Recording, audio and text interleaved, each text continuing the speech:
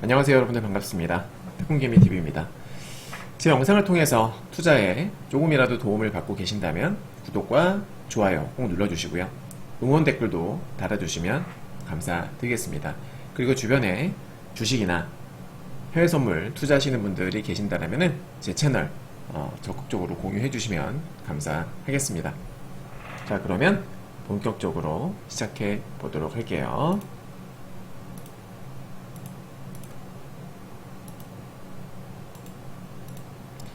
자, 4월 27일 토요일 주말 브리핑 시작하겠습니다. 원래는 어제 금요일자 브리핑 올려드리려고 했는데요. 요즘에 제가 너무 무리를 해서 체력이 후달려가지고 어제 못 올렸어요. 작성만 해놓고 작성을 해놓고 녹화를 하다가 중간에 포기했습니다. 너무 힘들어서. 그래서 어제 거 몰아서 미국 증시도 이제 금요일 마감했으니까 어제 거랑 미국 증시 종가 분석 한번 해보도록 하겠습니다. 자, 보고 계신 것은 지난 금요일에 지수 폭락했을 때죠. 우리 코스닥 지수가 마이너스 2% 넘게 급락을 했을 때 3%였나요 그때? 제 기억에 3%까지 빠졌던 걸로 기억을 하는데, 근데 그때 3% 맞네요. 3.5% 빠졌었네요, 코스닥이. 근데 급락이 나왔을 때입니다. 그때 이란과 이스라엘 전쟁 이슈도 터졌고 여러 가지 악재들이 있었었는데, 그 당시에 제가 두려워할 필요 없다, 바닥이다 라고 말씀드렸던 코멘트예요. 그리고 요거는 유료방 메시지인데요. 제가 이때까지는 바닥 근접, 임박 이런 표현을 써왔었는데 오늘은 찐 바닥 냄새가 납니다. 이 오전 11시 59분입니다. 지수 폭락했을 때입니다. 그 당시에 나스닥 선물은 마이너스 2%였고요. 코스닥은 마이너스 3%까지 갔을 때예요. 근데 그런 와중에 제가 바닥 냄새 난다, 찐바닥 같다 라고 말씀드렸거든요. 그래서 제가 늦어도 다음주 월요일, 화요일부터 급반등 나오지 않겠나 싶어요 라고 그랬는데, 실제로 월요일부터 급반등이 시작이 됐죠. 역시나 또 적중을 했다. 제 영상을 처음 보시는 분들은 잘 모르실 수 있어요. 그런 분들은요, 제가 이때까지 올려드렸던 영상 하나하나 다 확인하고 오시면 좋을 것 같아요. 실제로 지수가 조정받기 전에 조정 가능성에 대해서 말씀을 드렸고, 또 바닥권에서는 반등 나올 거라고 말씀을 드렸고, 아주 퍼펙트하게 다 맞추고 있습니다. 자, 금요일 기준인데요. 코스피는 1% 올라갔고요. 코스닥은 0.4% 상승해 그쳤습니다. 상승 종목과 하락 종목 수가 거의 비등비등하죠. 지수는 제법 올랐는데 체감 지수는 그냥 똔똔이었다, 반반이었다라고 보시면 될 것 같아요. 자, 26일날 상승한 종목들은 전체의 49%, 코스피는 49%, 코스닥은 45% 정도. 목요일보다는 체감 지수가 좋았습니다. 자, 아시아 증시입니다. 전체적으로 다 이뻤어요. 그죠? 전체적으로 다 이쁘게 마감을 했습니다. 호주만 빠졌네요. 자, 원달러 환율은요, 제가 지난 2월달부터, 이때가 2월이거든요. 2월달부터 중기관점에서 롱뷰라는 것은 올라갈 거다, 올라갈 거라는 뜻이고, 롱뷰를 제시해드렸고, 많이 올라갔죠. 적중을 했습니다. 그리고 4월 12일날 우리 유료회원님들께 원달러 환율은 1397원에서 1400원 전후로 환전하면 좋을 것 같다. 즉 이게 무슨 말이냐면 여기가 단기 고점이 될 것 같다 라는 거죠. 저희 유료회원님들은 잘 아시겠지만 해외 선물 매매를 하고 계십니다. 제 리딩 하에 해외 선물을 하고 계시는데, 해외 선물로 수익이 나면은 달러로 들어오죠. 돈이 계좌에 달러가 꽂힌단 말이에요. 그래서 달러의 가치가 올라가면, 지금 원달러가 올라가게 되면은 차익 실현을 적정한 시점에 차익 실현을 해주는 게 좋아요. 달러를 원화로 바꾸는 거죠. 근데 달러가 많이 올라갔을 때 하면은 여기에 대한 환차익, 그죠? 환차익도 거둘 수 있는 거예요. 그러니까 해외 선물 매매만으로도 수익이 나는데 거기다 달러까지 올라가면은 금상첨화죠. 환차익까지 볼 수 있으니까. 그래서 제가 4월 16일날 정말 1400원 찍었습니다. 찍어서 그 당시에 한 번 더 환전하십시오 라고 또 말씀을 드렸네요.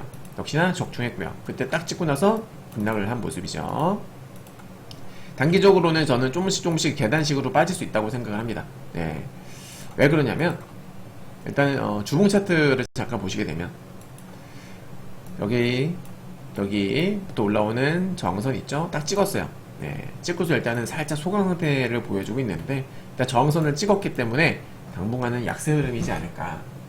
개인적으로는 그렇게 예상을 하고 있고요. 요건 이제 그때 1400원 돌파했을 때에 제가 환전하십시오. 환전하기 너무 좋다라고 말씀드렸던 메시지입니다. 자, 국내 증시 수급 분석입니다. 코스피는 4,700억 정도 순매수가 들어왔고요. 코스닥은 1,000억 이상 순매도가 나왔습니다. 자, 날짜별로 제가 다 정리를 하고 있는데요. 코스닥은 지금 이틀 연속 외국인들의 대량 매도가 나왔고, 코스피는 매수, 매수. 네, 퐁당퐁당 지금 매수가 다시 들어왔어요. 코스닥에서 가장 많이 매수가 들어온 섹터는 일반 전기전자와 반도체. 일반 전기전자에서 많이 들어왔다는 건 뭐냐면 얘는 에코프로 BM이라고 생각을 하시면 됩니다. 네. 일반 전기전자 섹터 전체에서 에코프로 BM이 차지하는 시가총액 비중이 무려 60%로 훌쩍 넘습니다. 그래서 일반 전기전자가 나왔다. 이거는 외국인들이 에코프로 BM에서 매수했거나 매도했거나 이렇게 해석을 할 수가 있는 거고요. 코스피에서는 전기전자, 금융, 운수장비, 순매수. 나머지 이제 제약 섹터 쪽으로는 코스닥도 제약에서, 코스피도 제약에서 매도가 나왔다. 특히 여기 기타 서비스 나오죠. 기타 서비스에서는 신약 개발 관련 제약 바이오 종목들이 상당히 많습니다. 제가 보여드리면, 자, 기타 서비스를 클릭해보면요, 보세요. 기타 서비스 내에 시가총액 1위가 지금 알테오젠이죠. 알테오젠이 지금 26% 정도 차지하고 있고요. 리가캠, 얘는 레고캠 바이오죠. 사면 변경됐습니다. 그래서 보면은 1등, 2등, 3등, 4등까지가 다 제약 바이오예요. 맞죠, 여러분? 예.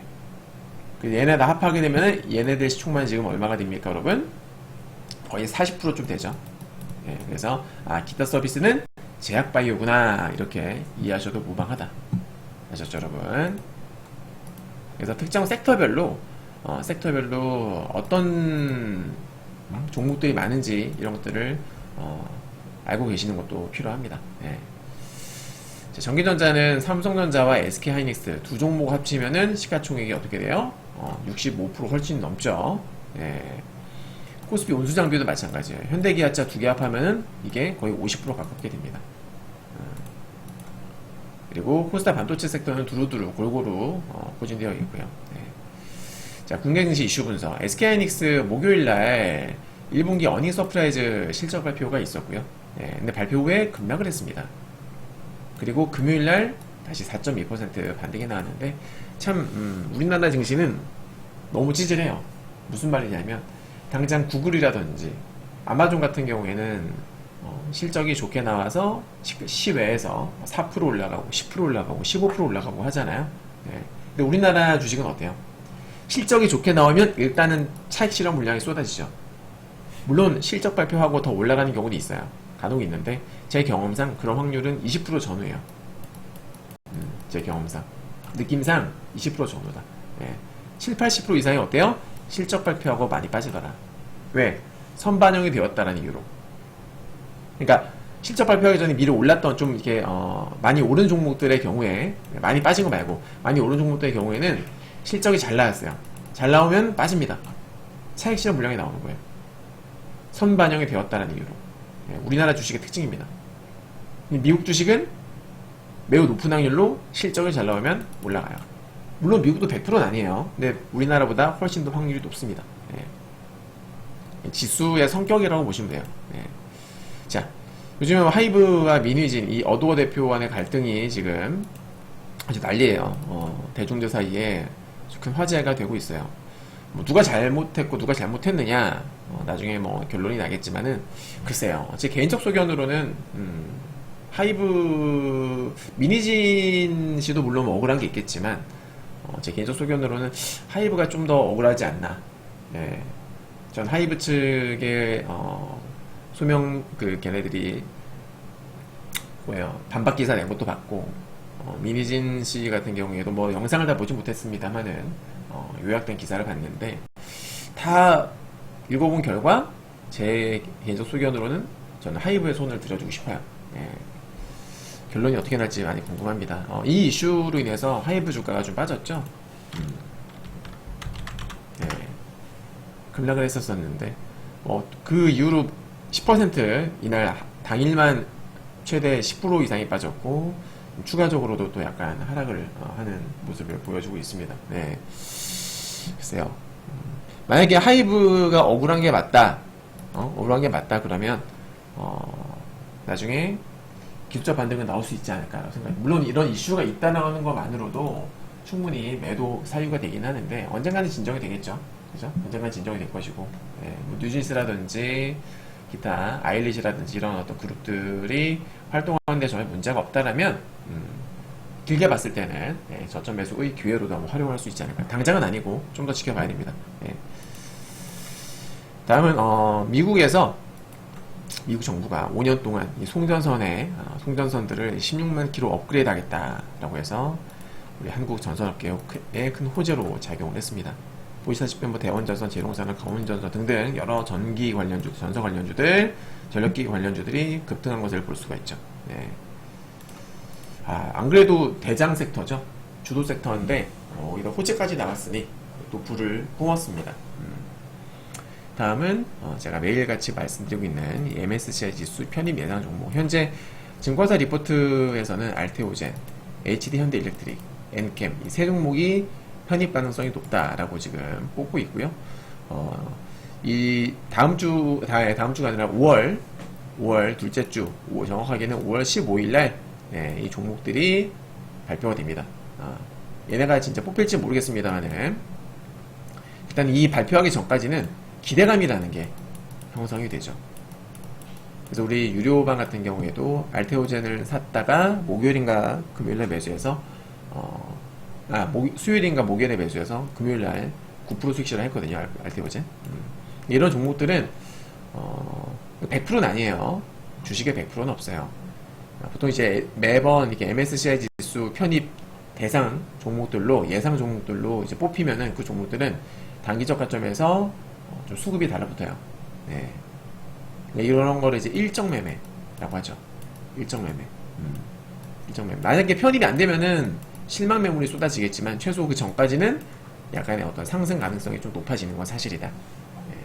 그래서 그렇게 1차 시세가 나오고 이제 발표했다. 정말로 얘네들이 편입이 됐다라고 하면은 이제 월말에 리밸런싱 수급이 들어와요. 이렇게 월말에 5월 31일 날 리밸런싱 즉 인덱스 수급이 유의됩니다. 그래서 이 수급이 들어올 것이다라는 기대감이 또 작용합니다. 그래서 보통 1차 시세가 있고 2차 시세로 나뉘어지는데 한번 이 종목들 눈여겨보시기 바랍니다. 자, 국내 증시 기술적 분석입니다.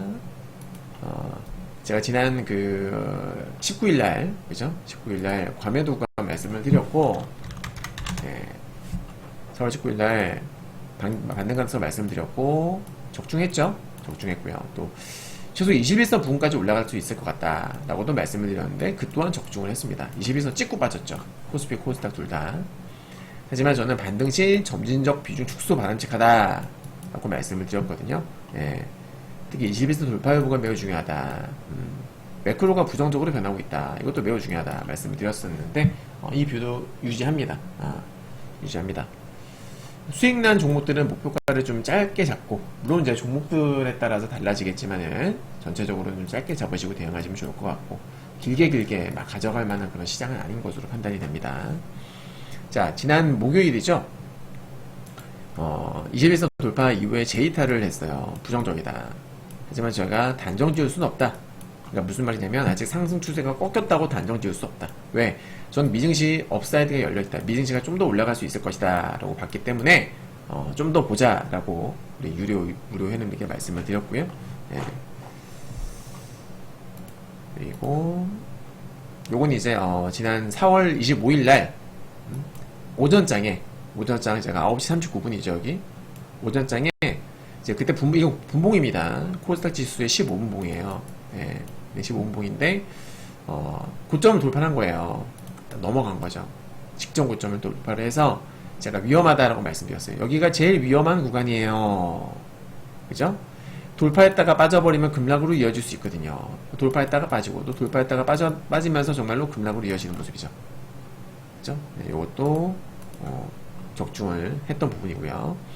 그래서 제가 여기다가 말씀드렸습니다. 전고점 살짝 돌파 후에 급락하면 요거 우리 개미들이 가장 조심해야 되는 패턴 중에 하나다라고 제가 정리를 해드렸죠. 무료가 톡방에서 이런 것도 짚어드린다. 이렇게 이런 것들을 제가 예측할 수 있는 이유는 뭐냐면 다양한 어떤 파동의 패턴들을 숙지하였기 때문입니다. 시황 적중률이 높은 이유 중 하나죠. 자, 그리고 4월 25일날 지수가 쭉 밀리면서 마감을 했어요. 목요일날 코스닥도 코스피도. 네. 그래서 보통 이제 지수가 쭉 밀리면서 끝이 나면은 우리 투자자들은 심리적으로 위축이 됩니다. 다음날도 급락을 할 거다라는 어떤 생각에 심리적으로 위축이 돼요. 그죠? 반대로 지수가 쭉 오르면서 끝이 날 때는 야, 다음날로 올라가겠구나 하면서 신나서 매수를 더하죠. 그죠? 하지만 주식은 뭐다? 심리게임이다. 심리게임이다. 자, 목요일처럼 이렇게 쭉 밀리면서 끝이 날 때는 제가 오히려 캡 상승 가능성이 높습니다 라고 우리 회원님들께 말씀을 드렸어요. 여러분들 자 보시면은 이렇게 나오죠. 자, 반면 오늘처럼 쭉쭉 빠지면서 음봉으로 마감하면 다음날 갭 상승 가능성이 꽤 높아집니다.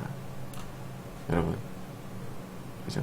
그래서 그 위에 보시면 국장 종가 무렵 분봉이 과열로 마감하면 개미들은 기분이가 좋아져서 오후장 베팅을 많이 합니다. 다음날도 오를 거다라는 기대 심리가 작용하기 때문이죠. 하지만 그럴 경우 다음날 대부분 개파락 출발이 많습니다. 반면 쭉쭉 빠지면서 끝나면은 갭 상승 가능성이 높습니다. 라고 말씀을 드렸어요. 자, 무조건 똑바로 입장하시고, 아직 입장 안 하신 분들은. 그리고 실제로 어떻게 됐어요? 제가 캡처를 해놨죠. 자, 과거 사례입니다. 과열 마감하면은 개파락 출발, 과매도 마감하면은 갭상승 출발, 또 과매도 마감하면은 장초반 올라가고, 또 과열 마감하니까 개파락 출발하면서 빠지고, 그죠? 그 다음에 또 빠졌죠? 빠지면서 마감하니까 다음날 올라가고, 또 빠지면서 마감하니까 또 올라가고, 또 올라가면서 마감하니까 다음날 쭉 빠지고, 또 빠지면서 마감했단 말이에요. 그래서 금요일날 실제로 올라간 거예요. 네. 주식은 확률 게임이죠. 그래서 제가 적중했죠. 적중해가지고 회원님들께 확인 한번 하니까 네, 오늘 갭상승 출발입니다. 또 적중이네요. 우리 베이비몬스터님 오늘도 지리십니다. 빤쭈 가지고 오길 잘했네. 시황 지립니다. 그래서 우리 회원님들은 매일매일 지립니다. 매일매일 지려. 지금 팬티가 부족하다라는 얘기가 들리고 있습니다. 지금 제 무료 카톡방에 제 무료방에 계실 때는 항상 여분의 팬티를 준비하셔야 됩니다. 예. 자주 지립니다. 자주. 자, 그리고 이제 목요일 기준으로 봤을 적에는 저는 코스피와 코스닥이 21선 돌파를 했다가 빠진 거거든요. 했다가 빠졌는데 저는 다시 재돌파 시도가 나올 가능성이 높다라고 보고 있어요. 이거를 제가 이제 어제 장 마감했을 때 작성을 한 거고, 마침 또 미증시도 좋게 끝났잖아요. 예, 확률이 더 높아졌죠. 자, 이거는 코스피 지수의 일봉입니다. 네, 60일 이동평균선을 지켜주는 모습이에요. 20선이 깨졌다가 다시 반등 넣으면서 60선을 지켰고, 거기다가 이렇게 상승 추세선이 보이죠? 이것도 위로 다시 올라왔습니다. 예, 추세선도 지켰다. 긍정적이다. 그 다음에 이건 주봉입니다. 이 녹색이 20주선인데요. 보시면은 이쁘게 이탈을 했다가 지켰죠. 그죠? 네, 이탈하면서 지켰다. 지금 여기서 올라오는 추세선, 그리고 위에서 내려오고 있는 저항 추세선이 있는데, 지금 지지선과 저항선 사이에 주가가 껴있죠. 예, 하지만 흐름은 나쁘지 않다. 자, 코스피. 이건 월봉입니다. 이제 월말이 다가오고 있기 때문에 우리가 월봉이 어떤 추세인지도 좀 체크를 해야 되거든요. 지난 3월달 기억하실지 모르겠어요. 제가 그 당시에 코스닥과 코스피가 월봉 볼리저 밴드 상단에 있기 때문에 조심해야 된다. 급락할 수 있다라고 제가 계속 경고를 했었거든요. 실제로 급락이 나왔죠. 네, 급락이 나왔죠. 네, 보시면은 이게 코로나 저점이에요. 저점, 그리고 투매 나왔다가 다시 돌파, 또 지지 테스트를 받고 있는 거죠. 그래서 이 추세대, 네, 지지를 받아야 될 자리죠. 그래서 여기서 건드렸다가 반등이 나왔기 때문에 저는 일단 긍정적으로 봐요. 현재는 아직 메이드가 되진 않았습니다. 다음 주 메이드가 돼 봐야 알겠지만은 현재까지는 긍정적으로 보고 있다. 그러니까 어떻게 메이드가 되는지가 중요하겠죠. 다음은 코스닥 일봉 차트예요. 21선 돌파에 실패했어요. 네. 그리고 61선에서도 저항을 받았어요. 부정적이죠. 하지만 다행스럽게도 121선을 깨지는 않았어요. 그러니까 지금 60선과 20선과 60선 그리고 120선 사이에 있는 겁니다. 근데 그나마 긍정적인 것은 아래 꼬리가 좀 달렸다는 점이에요. 만약에 아래 꼬리가 달리지 않았다면 차트가 좀 안 예뻤을 텐데 그나마 아래 꼬리가 달리면서 마감을 했다. 마찬가지로 미증시가 중요한데 미증시가 다 끝났으니까 다음 주에 얘도 다시 한번 돌파 시도가 다시 한번 나오지 않을까 싶습니다. 자, 요거는 코스닥 주봉입니다. 상승 추세선에서 지지받았죠. 자, 여기 저점, 저점. 정확하게 딱 찍고서 반등이 나온 상태입니다. 네. 그죠? 그리고 자세히 보면은 연두색. 자, 보시면 여기 보시면 60주선과 120주선 노란색과 갈색이거든요. 이 위로 주가를 올려놨죠. 네, 그러니까 지켜야 될 자리를 지켰다라는 거. 어느 점에서 긍정적이다라고 볼 수가 있겠습니다. 네. 자, 이거는 코스닥 월봉 차트예요. 딱 보니까 수렴형 차트예요. 그죠? 좀 위험해 보일 수도 있는 자칫. 자, 고점, 고점, 고점, 고점. 저점, 저점. 그러니까 지금은 밀려야 될 자리에서 음봉이 나온 겁니다. 맞죠? 네. 만약에 대충 여기서 이런 차트를 보고서 우리가 짐작할 수 있는 패턴이 뭐냐면 설사 5월달에 반등이 나온다고 하더라도 다시 빠질 수 있겠구나. 이런 것들을 예측해 볼 수가 있죠. 자, 과거에 보시면 잘 보십시오. 이런 거예요. 지금 딱 이 자리거든요. 그때도 고점, 고점, 고점. 여기도 고점. 돌파했다가 다시 빠져버리는. 네, 이 추세를 돌파한다는 것이 결코 쉬운 게 아니기 때문에. 그래서 얘도 지금 밀려야 될 자리에서 정확하게 저항받았어요. 안 좋죠. 네. 그래서 저는 5월달에 반등 나오면은 쇼뷰. 5월달 위험할 수 있다. 코스닥. 네. 그래서 5월 반등 시 숏뷰. 즉 코스닥이 추세가 썩 예쁘지가 않아요. 자칫 위험할 수도 있다. 네. 코스피 같은 경우에는 딱 봐도 어때요? 추세선을 돌파하고서 계단식으로 올라가고 있는 반면 그런 차트인 반면 코스닥은 그냥 밀리고 있는 이런 자리란 말이에요. 상당히 위험할 수 있습니다. 약간 느낌이 좀 다르죠. 예. 그렇다고 해서 코스피가 예쁘다라는 건 아니에요. 지지를 받긴 했지만 어찌됐건 지금 볼배 상단에서 아주 두꺼운 음봉이 나왔기 때문에 이 또한 이렇게 저는 개인적으로 예쁘게 보지는 않습니다. 예. 위험할 수 있다고 보고 있어요. 5월달 4월달에 이제 마무리가 어떻게 되는지를 보고서 다시 한번 코멘트를 해드릴 예정입니다. 예. 자, 코스피 코스닥 단기 비이성 과열권에 따른 자연스러운 조정이 마무리가 됐고요. 그죠? 얼마 전까지 급락이 나왔었으니까 지지받는 모습은 일단 긍정적입니다. 만약 월말까지 크게 밀리지 않고 다음 주에 21선을 돌파해주는 모습을 보여준다면 추가 상승 흐름도 기대해 볼 수가 있다. 예. 하지만 결국 미증시와 FOMC 회의 결과가 단기 향방을 결정짓는 중요한 요소가 될 것이다. 아무리 우리나라 증시 차트가 이뻐도요. 미증시가 무너져버리면 의미 없다라는 거 다들 알고 계실 겁니다. 네. 자, 그리고 네, 5월 경계 야 반등시 숏뷰 유효. 네, 5월 경계해야 됩니다. 자, Fear and Greed 인덱스입니다.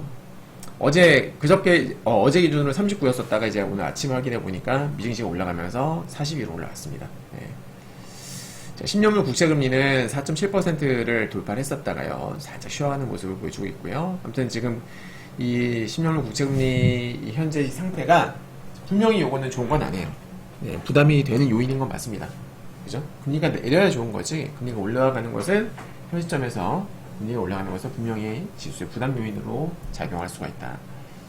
자, 페드워치상에서의 이 6월달 금리는 거의 뭐 확실시 되고 있고요. 네.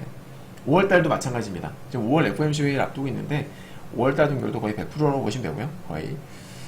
중요한 게 컨센서스를 제가 매일 체크를 하는데요. 얼마 전까지는 이제 1회에서 이제 2회까지도 올라갔었는데 중요한 건 2회가 두 번 여러분들 두 번째 그러니까 이게 첫 금리 인하고 1번 이게 두 번째 금리 인하거든요. 얼마 전에는 이 두 번째 금리 인하가 12월 달에 한다 라는 전망이 있었어요. 근데 오늘 아침에 확인해 보니까 첫 번째 금리 인하는 9월 달로 변함이 없어요. 근데 두 번째 인하 금리가 12월이 아니라 3월 달로 지금 늦춰진 상황입니다. 물론 이 숫자는 매일매일 바뀝니다. 지표라든지 지수 흐름에 따라서 계속 바뀌는데 어찌됐건 지금 현재 보여지는 걸로는 지금 내년 3월 달 FOMC 회의에서 두 번째 금리 인하가 나올 것이다. 이런 지금 전망이 나오고 있는 거죠. 좋은 건 아니죠. 왜냐하면 시장에는 이미 올해, 내년도 아닙니다. 올해 3회 인하할 거다라는 게 반영이 되어 있기 때문에 지금 뭐 현재 돌아가는 분위기상으로는 올해는 1회가 될 가능성이 매우 높잖아요. 나머지 어떻게 할 거예요? 이미 3회에 반영이 됐는데 실질적으로 만약에 1회가 된다 그러면 그만큼 거품이 빠지는 게 맞잖아요. 그죠? 그래서 매크로가 지금 상당히 부정적으로 변하고 있다는 말씀 드리는 거고요. 자, 어제 매우 중요한 지표죠. 개인 소비 지출 물가 지수가 드디어 발표가 되었습니다. PCE 지표가 발표가 됐는데, 야, 코어 PCE가요. 지금 전년 동기 대비 코어 PCE가 컨센서스를 상회하였습니다. 작년 5월달 이후로 첫 컨센 상회라고 보시면 되겠어요. 네. 작년 5월 이후로. 그리고 그래프를 보시게 되면은 쭉 빠지다가 이제 살짝 올라가서 티는 안 나는데, 일단 하락세가 약간 멈춘 듯한 느낌. 그죠? 그래서 보면은 2.8, 현재 2.8, 2.9, 2.8, 이렇게 지금 수치가 잡혀 있거든요. 그러니까 2.8, 2.8, 2.9에요. 2.8, 2.8, 2.9. 큰 차이는 없는데, 지금 물가가 더 이상 안 잡히고 있다는 거. 추가적으로 더 빠져야 되는데 지금 그러지 않고 있다는 거. 시장에 되게 부담이 되는 요인이에요.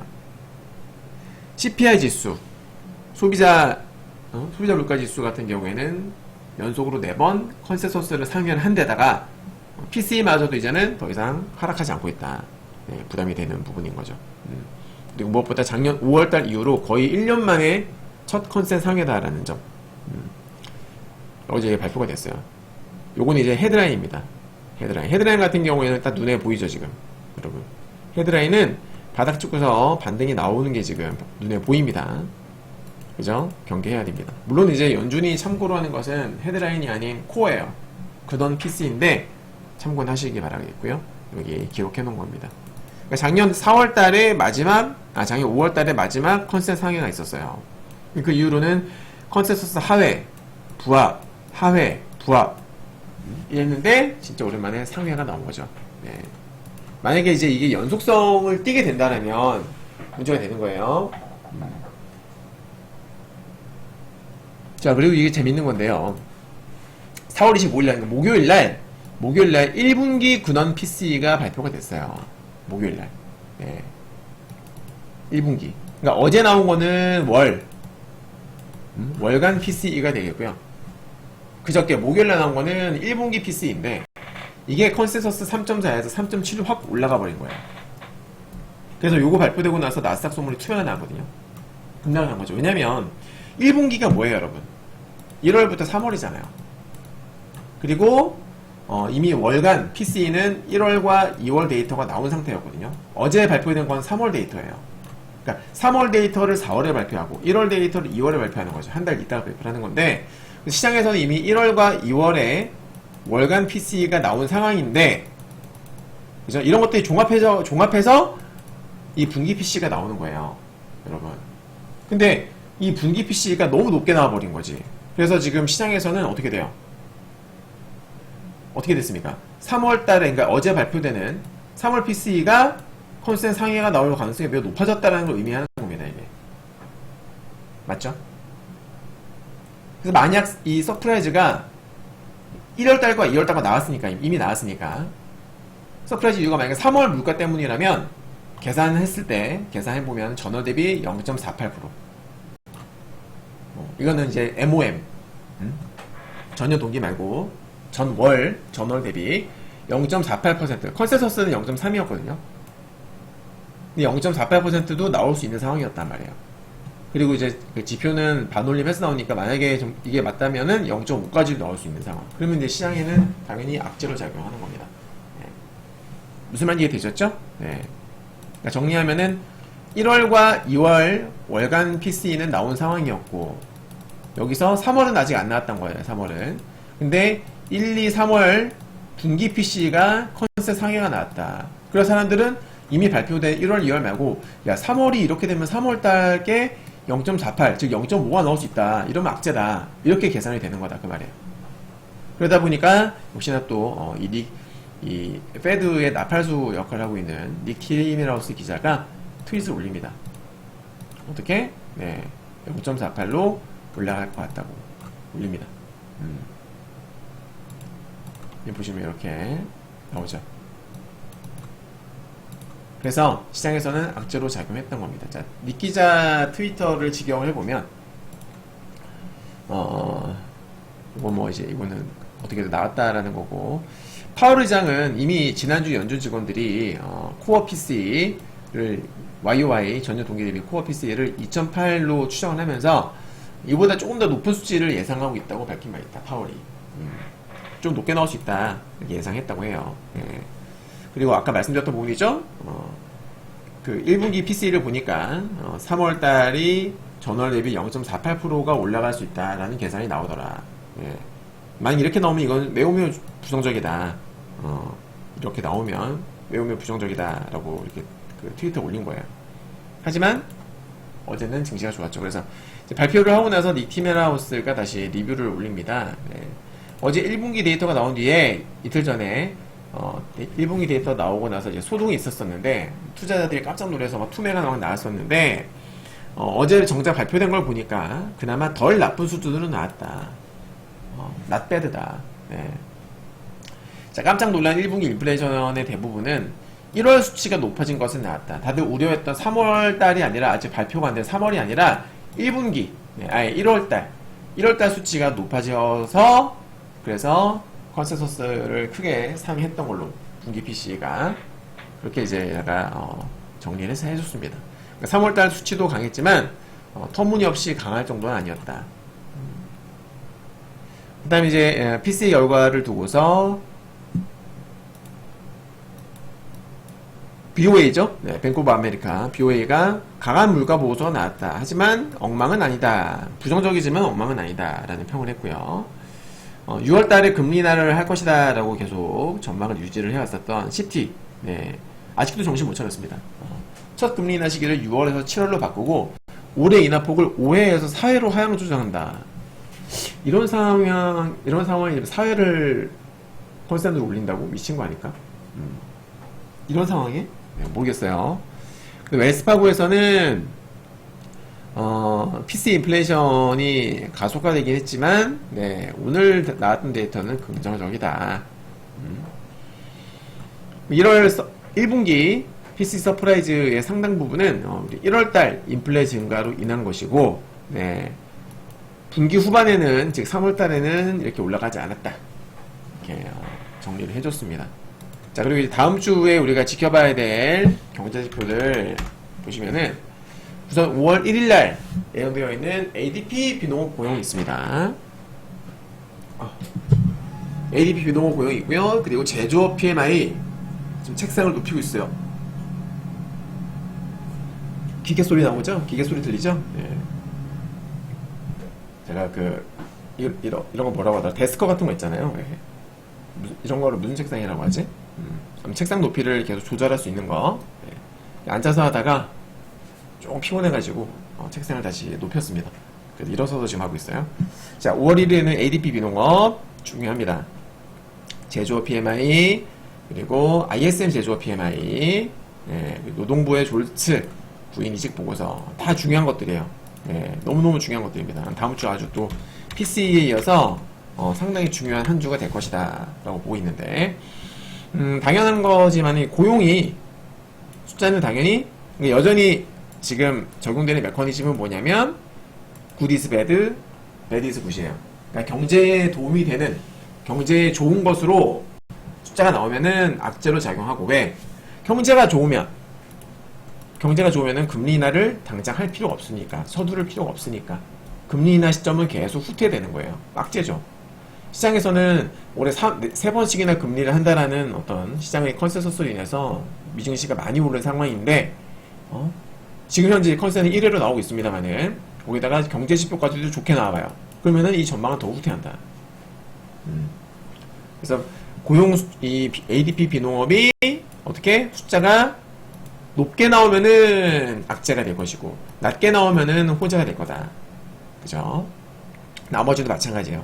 제조업 구매관리자 지수, ISM 제조업 구매관리자 지수 모두 다 숫자가 낮게 나오는 게 어떻게 시장에는 호재가 된다. 아셨죠? 높게 나오면 안 좋아요. 네. 자, 5월 3일 날도 보시면은 이게 제일 중요하죠. ADP 비농업보다는 이 정부 노동부가 발표하는 비농업 고용 지수가 훨씬 더 중요합니다. 이게 찐이라고 보시면 돼요.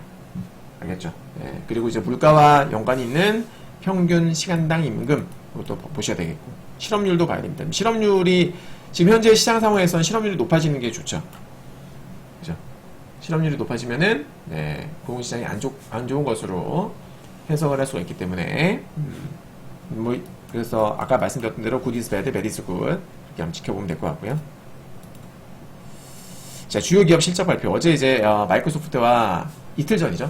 이틀 전 미증시 마감하고 나서 마이크로소프트, 알파벳 실적 발표가 있었었는데 역시나 네, 이번에도 컨센서스 상회를 했습니다. 패턴이 있어요, 애들이. 네, 꾸준하게 우리나라 기업들이 이렇게 안 나오거든요, 진짜. 미국 주식을 해야 되는 이유예요. 미국 주식을. 역시 미국 주식이 대장입니다. 글로벌 탑이에요. 네. 그러니까 중장기로 나는 매일같이 차트 보는 거 못하고 난 차트 분석도 못하고 나는 바빠. 이런 투자자분들이라면 우리나라 주식보다는 길게 보는 관점에서 우리나라 주식보다는 미국 주식. 예. 그리고 아무 때나 사면 안 되겠죠. 많이 빠졌을 때. 많이 빠질 때마다 적립식으로 조금씩 모아 가신다면 좋은 경우가 있을 거예요. 미국 주식은. 예. 우리나라 주식은 안 됩니다. 우리나라를 대표하는 삼성전자, 하이닉스야 뭐 최근에 좀 올라갔지만 삼성전자 길게 봤을 때 많이 올라가지 전혀 많이 올라가지 않죠. 예. 급이 달라요. 급이. 얘네들은 시가총액이 마이크로소프트는 거의 뭐 글로벌 일반 주식 중에서는 글로벌 탑이잖아요. 예. 그럼에도 불구하고 쭉쭉 올라가죠. 신고가 달성하고. 예. 우리나라 삼성전자는 그렇게 안 된다. 자, 아무튼 하나는 마이크로소프트는 시총 1위고 구글은 시총 4위인데 얘네가 실적 발표했는데 마침 잘 나오니까 나스닥 선물이 급등이 나왔죠. 자, 마이크로소프트 컨퍼런스 콜 내용인데요. CEO가 얘기했습니다. AI 혁신의 새로운 시대를 조율해서 모든 역할과 산업에서 더 나은 비즈니스 결과를 주도하고 있다. 결국 AI입니다. 결국. 네. 자, 구글, 알파벳도 마찬가지. 실적 발표 이후에 최대 12% 선물에서 12% 급등이 나왔고요. 종가 기준으로 12% 급등이 나왔고요. 이는 2015년 7월달 이후 최대 상승폭이다. 알파벳도 마찬가지. 지금 계속 컨센서스를 상회하고 있죠. 빨간색이 나오면은 컨센 상회한 거예요. 자, 얘도 콩콜 보게 되면은 CIO 겸 CFO인데요. 예, 여성분이에요. 루스 포렛. 예. 2024년도 AI 인프라 및 AI 인재에 대한 투자에 따른 마진 확대가 기대가 된다. 실적이 좋아질 것으로 기대가 된다. 그죠? 네. CEO도 순다르 피차인데 얘 같은 경우에도 지금 계속 AI 언급이 나오죠. 순다르 피차이도 보시면은 제미니. 네. 그러니까 챗 GPT만 여러분들 뭐 AI를 챗 GPT만 알고 계시는 분 많으실 텐데 저 개인적으로는 제미니가 훨씬 더 뛰어나다고 보고 있습니다. 제미니 진짜 좋아요. 제미나이. 전 제미니라고 부르는데 제미나이 진짜 좋아요. 그러니까 이 AI 시대가 순조롭게 진행이 되고 있고 회사 전반에 걸쳐서 엄청난 모멘텀이 있다. 예. 그리고 글로벌 제품 발자국은 AI 혁신의 다음 물결을 위한 좋은 입지를 확보하고 있다. 예. 결국 AI입니다. 결국 그죠? 예. 자, 그리고 이제 아마존과 슈퍼마이크로컴퓨터 월요일날 우리나라 시간으로 5월 1일 새벽 5시, 6시 정도로 발표가 됐는데 아마존도 이때까지 계속 컨센서스 상회를 했었던 그런 기업이고요. 슈퍼마이크로컴퓨터는 지난번에 이슈가 좀 있었었죠. 원래는 4월 19일날 얘네가 예비 실적 발표 예정이었었는데 처음으로 얘네가 안 했어요. 취소했습니다. 그래서 그때 야, 일각에서는 야, 실적에 문제 생긴 거 아니야? 뭐 공개하지 못할 이유라도 생겼나? 이런 이제 우려가 부각되면서 그때 마침 미증시도 급락을 하고 엔비디아도 급락을 하고 SMCI도 급락을 한 거죠. 네. 드디어 이제 실적 발표입니다. 과연 어떻게 나올지. 이때까지는 3개 분기 연속 컨센서스 상회를 했었는데요. 이번에 과연 어떻게 나올지. 시가총액이 크진 않아요. 시총액 높진 않은데 그래도 AI 테마 이쪽에서는 제법 인지도가 있는 기업이라서 네, 이 슈마컴의 실적은 시사하는 바가 클 겁니다. 네. 그래서 얘가 실적이 잘 나오냐 못 나오냐에 따라서 나스닥 선물이 조금 변동이 좀 커질 수가 있어요. 퀄컴, 네, 퀄컴도 다 AI 관련이 있습니다. 특히나 퀄컴은 최근에 보시면은 이제 얘가 온디바이스 AI라는 건 뭐냐면, 그러니까 뭐 컴퓨터라든지 휴대폰이라든지 거기에 AI 시스템이 장착이 되어서 나오는 거예요. 그게 온디바이스입니다. 예. 그죠? 온디바이스 AI를 지원하는 스냅드래곤 플러스를 출시 발표했다. PC도 이제 AI 시대다. 기업용, 개인용 AI PC 시장 선점 경쟁 격화. 예. 이제는 앞으로 가정에서 쓰는 PC에 AI가 탑재가 된다는 거예요. 굳이 어떤 명령어로 입력을 하지 않아도 그냥 사람들끼리 대화하는 방식으로 물어보면은 컴퓨터가 알아서 다 척척척 해준다. 그쵸, 여러분? 네. 만약에 예를 들어서 음성 지원까지 된다. AI PC가 음성 지원 된다. 그러면은, 나 윈도우 켜줘. 윈도우가 켜지고. 예를 들어서. 그쵸, 여러분? 네. 음성 지원이 된다면, 네. 나 구글 크롬 켜줘. 크롬 켜지고. 카카오톡 PC 켜줘. 켜지고. 이런 거. 얼마나 놀라운 세상이. 그죠? 정말 혁신이에요, 혁신. 예. 대박입니다. 아무튼, 예. AI PC 이제 어떻게 나올지 저는 개인적으로 너무 궁금해져요.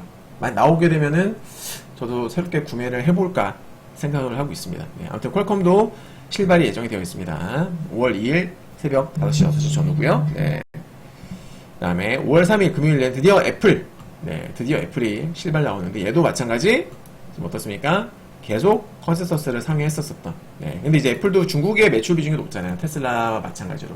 요즘에 중국 쪽에 분위기 안 좋죠. 얘네들 경기도 안 좋고 하다 보니까 애플 같은 경우에는 사실 주가도 많이 빠졌죠. 그러니까 테슬라도 많이 빠졌고 애플도 많이 빠졌어요. 그러니까 중국 쪽 매출이 높은 애들이 많이 빠진 거죠. 네. 이번에 컨센서스는 글쎄요. 전분기보다 확실히 숫자가 많이 떨어졌죠. 숫자가 진짜 확 떨어지지 않았습니까? 네. 그리고 마찬가지로 또 컨퍼런스 콜 내용이 중요하겠죠. 네. 다음으로는 제가 지난 그 목요일 마감 브리핑에서도 설명을 드렸던 부분인데, 이제 분기 첫 달 말일. 무슨 말이냐면은 1분기는 1월부터 3월, 2분기는 4월부터 6월이잖아요. 예. 첫 달 말일이면은 첫 달이니까 1월 말일, 1월 말, 4월 말, 7월 말, 그리고 10월 말이 되겠죠. 그죠? 그러니까 분기 첫 달 말일 전으로 QRA, 국제 발행 계획, 미국 재무부가 발행하는 QRA가 나옵니다. 근데 우리가 이제 일반 투자자분들은 잘 이게 뭔지 몰라요. 관심도 없고요. 예. 근데 이거 진짜 중요합니다. 왜? 미국 증시는 결국 유동성이에요. 돈이 들어오면 올라가고 돈이 빠져나가면 빠지는 거예요. 너무너무 당연하죠. 맞죠? 자, 미국 증시의 유동성 누가 공급합니까? 지금 미국 재무부가 공급을 하고 있는 거예요. 유동성을. 무슨 말이에요, 대표님? 코로나 팬데믹 이후에 물가가 많이 올라서 연준이 계속 긴축을 하고 있었잖아요. 지금도 양적 긴축을 하고 있는 것으로 알고 있는데요. 무슨 놈의 유동성 공급입니까? 지금 유동성이 계속 줄고 있는 거 아닌가요? 라고 생각하는 일반 투자자분들이 대부분일 거라 생각하는데, 그렇지 않습니다. 예. 페드는 2022년부터 본격적으로 긴축이 시작이 되죠. 페드는 돈을 빨아들이는 그런 역할을 했다라면, 미국 재무부는 어떻게 했어요? 유동성을 공급을 했어요. 왜냐면 세금만 걷어서는 돈이 부족해요. 재정 적자의 허덕이 있잖아요. 미국은 계속 재정 적자예요. 그죠? 그래서 이 재정 적자를 뭘로 메꾸느냐? 국채를 발행합니다. 무한으로 얘네가 계속 국채를 발행하죠. 그래서 계속 여당과 야당이 싸우잖아요. 국채는 결국 빚이에요, 빚. 빌리는 거잖아요, 돈을. 국채를 발행해서 돈을 빌리는 거란 말이에요. 만기가 되면 이제 돈 갚아야죠. 그래서 재무부가 국채를 발행을 해서 돈이 들어오면 그걸로 이제 또 쓰는 거예요. 세수만으로는 부족하니까. 세금을 아무리 걷어도 돈 나갈 때가 너무나 많은 겁니다, 미국이. 네. 우크라이나도 도와줘야 되고 이것저것 걔 나라에 인프라 투자도 해야 되고 너무나 지금 돈 나갈 때가 많아. 네. 계속 빚을 지면서 부채를 늘려가면서 국채를 발행하는 거죠. 그래서 걔네 여야가 싸우면서 부채한도 협상, 자주는 아니지만 특정 시즌이 되면은 부채한도 협상 관련해가지고 공화당과 민주당이 싸우지 않습니까? 근데 그게 부채한도 협상 결렬되면은 어떻게 돼요? 얘네가 국채 발행을 못합니다. 네. 발행을 못해요. 결렬되면은. 그래서 성사되면은 타결되면 그때부터 다시 국채를 발행하게 되는 거예요. 네. 그래서 재무부는 유동성을 꾸준하게 공급을 해주는 역할을 하고 있고, 네. 페드는 시장 상황에 따라서 기축도 하고 양적 완화도 하고, 그죠? 그렇게 번갈아가면서 얘네들의 정책을 조절하는 거예요. 자, 아무튼 그래서 이 시장의 국채 매우 중요한데요. 실제로 이제 작년 같은 경우에 2023년도 그때 국채 발행이 확 증가했었어요. 한 6월 달인가? 6월 전후로 해서 작년에 아무튼 단기물 특히나 1년 미만에 T빌 발행이 엄청나게 급증을 했었습니다. 그래서 미인시가 작년 하반기부터 주가가 많이 올라갔잖아요. 그죠, 여러분? 네. 그래서 그런 것들이 연관성이 있다. 매우 깊다라고 보시면 되겠습니다. 자, 아무튼 이제 이번 4월 말이죠. 네, 4월 말에 적어도 4월 말 5월 초, 네. 2분기와 3분기 국채 발행 규모와 또 만기별 국채 발행 규모가 발표가 됩니다. 그러니까 전체적으로 얼마나 발행할 것인지, 그리고 이제 국채에는 만기가 있습니다. 1년 미만짜리도 있고, 뭐 1년, 2년, 3년, 5년, 10년, 30년 해가지고 다양한데 만기가 다 다르단 말이에요. 그래서 각 만기별로 국채 발행 어떻게 되는지 이런 것들 발표를 할 거예요. 지난 1월 말에 발표됐었던 QRA를 보게 되면 2분기는 순상환이었습니다. 무슨 말이냐면은 순상환이라는 것은 새롭게 발행하는 신규 국채 발행보다 기존의 국채 상환하는 게 많다. 만기가 돌아와서 상환하는 게 새롭게 발행하는 것보다 많다. 그래서 순상환이 되는 거예요. 만약에 반대가 된다면 신규 국채 발행이 새롭게 발행을 하는 금액이 상환하는 것보다 많다라면은 얘는 순발행이 되겠죠. 그죠? 그러면은 이렇게 되면은 이거는 시중에 돈이 넘쳐 흐르게 되는 거고, 반대가 되면은 종전보다 유동성이 감소하는 거예요. 유동성이라는 건 곧 돈을 의미합니다. 통화량. 당연히 발행을 하는 것보다 여러분들 돈을 갚는 게 많다면 그만큼 돈이 덜 돌 거 아니에요. 그죠? 네, 돈이 부족해진단 말이에요. 그래서 1분기 때는 이런 결과가 나왔단 말입니다. 그래서 제가 그때 계속 여러분들께 경고했었던 게 2월부터는 순상환이기 때문에 유동성이 축소될 수 있다. 유동성이 줄어들 수 있다. 4월달에 특히나 4월부터 시장의 조정이 나올 수 있습니다. 기술적으로도 조정 근거가 있었습니다만은 매크로적인 측면에서도 4월달 조정 이유가 충분했어요. 그래서 결국 제 말대로 제 예상대로 시장이 급락이 나온 거예요, 여러분. 제가 계속 3월달에 미증시 숏이라는 건 지수 떨어지는 걸 베팅하는 거예요. 그래서 숏뷰를 유지했던 이유가 이겁니다. 결국 적중을 하죠. 네. 그러니까 증시의 방향성을 우리가 가늠할 적에는 차트만 봐서도 안 되고요. 네. 차트도 당연히 봐야 되고, 그리고 매크로도 볼 줄 알아야 돼요. 기본적인 매크로 분석은 할 줄 알아야 됩니다. 우리가 뭐 이코노미스트들처럼 막 깊게 경제학 원론 공부하고 그럴 필요까지는 없어요. 그럴 필요까지는 없고, 시장에서 지금 중요하게 보는 포인트가 뭔지, 그죠? 이슈가 뭔지, 그리고 앞으로 어떤 이벤트가 있는지, 이런 것들을 우리가 좀 체크를 할 필요가 있다. 물론 제가 짚어드리니까 제 영상을 보시는 분들은 그냥 그렇구나, 이 정도만 알고 계시면 됩니다. 제가 되게 쉽게 설명을 드리거든요. 예. 그 정도만 파악하셔도 여러분 충분하겠고요. 자, 요건 이제 1월 30일날 발표됐었던 QRA 제출 문건입니다. 요 이제 1분기 1월 3월, 요건 4월 6월인데 보시면 위에 있는 게 이제 이게 7,600억 달러예요. 예, 총 순차입액, 그러니까 빌린다라는 거예요. 국채천 전체적인 얘네가 국채 얼마나 발행하는지. 그 중에서 여기 중간에 나오는 넷 쿠폰이 이게 이제 중장기 국채입니다. 그죠? 네. 맨 밑에 있는 거 인플레이드 체인지 빌이 요게 재정증권 순발행액이에요. 그러니까 이게 1년 미만짜리 주로 단기물. 그래서 총 순차입액은 요거 밑에 거 이거 1번, 2번 이거 더하기 이겁니다. 이게 7,600원 나오는 건데 지금 2분기 계획은 보니까 어떻습니까? 2분기는 보니까 자 요거 더하기 요거잖아요. 그죠? 근데 보니까는 어때요? 1분기가 보니까 7,600억 달러에서 지금 2,020억 달러가 됐어요. 확 줄어들죠? 왜 그래요? 재정증권에서 순상환이 나오기 때문에 지금 이게 마이너스라고. 이게 지금 순상환이에요. 순상환. 지금 시장의 유동성을 공급하기에 좋은 건 뭐냐면 자, 만기가 긴 채권이 있고 만기가 짧은 채권이 있습니다. 당연히 만기 짧은 게 시장의 유동성을 공급하기 좋겠죠. 왜냐면 자, 만약에 뭐 3개월짜리예요. 3개월 만에 만기가 됐어. 그러면은 상환하고 또 투자합니다. 또 국채를 사는 거예요. 국채에 매입합니다. 그죠?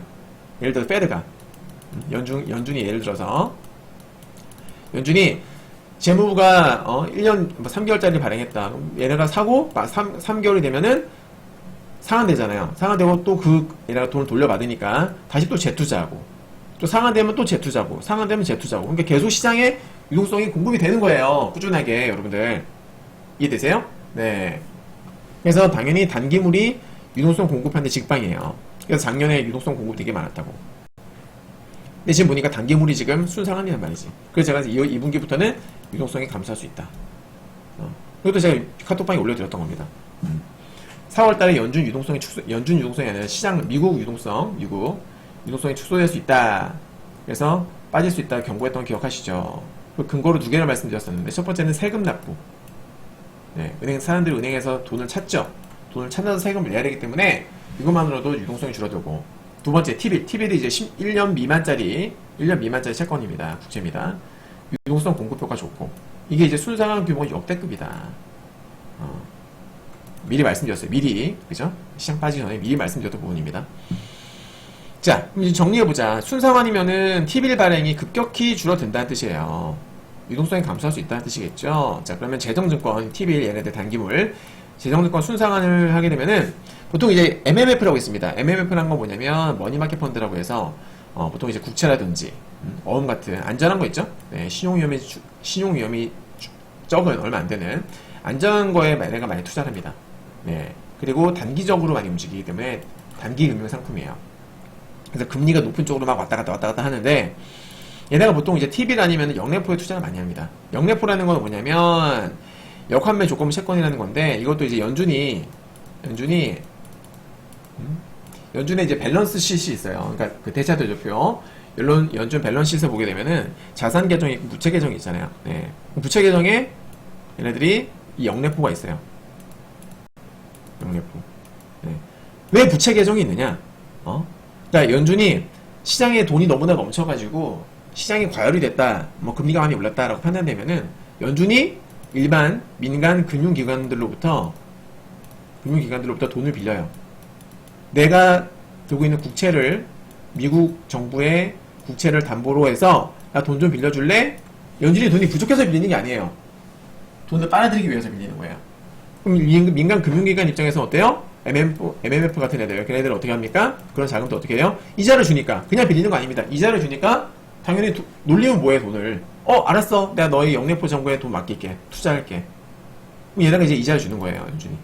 이해되시죠? 이게 영래포, 여기서 돈이 들어가면 이 영래포 잔고가 쌓이는 겁니다. 영래포 잔고가 쌓인다, 늘어난다. 이는 곧 시장 유동성이 급감한다 라는 뜻으로 해석을 하실 수가 있는 거예요. 이해되셨죠, 여러분? 네. 자, 그래서 다 정리해 봅시다. 자, 아까 제가 위에서 T빌 발행이 급격히 줄어든다라고 말씀드렸어요. 그러면은 MMF 자금 입장에서는 T빌 아니면 주로 영래포에 투자를 하는데, 그럼 T빌 쪽으로는 이제 내가 신규 발행이 많이 안 되니까 어떻게 되겠어요? T빌 만기가 들어오면은 앞으로 이제 그 자금들이 영래포로 들어가겠죠. T빌로 들어가던 이 돈이, T빌로 들어가는 돈들이 T빌이 많이 줄어드니까 이제는 영래포로 들어간다. 영래포 수요가 늘어난다, 그 말이에요. 이해되십니까? 영래포 잔고 증가 가능성. 자, 근데 MMF가 이제 돈을 빼서 여기다 돈을 찾아가지고 영래포에 넣으려면은 지급준비금, 예금을 찾아서 영래포에 투자를 하기 때문에 지급준비금이 감소하겠죠. 그죠, 여러분들? 네.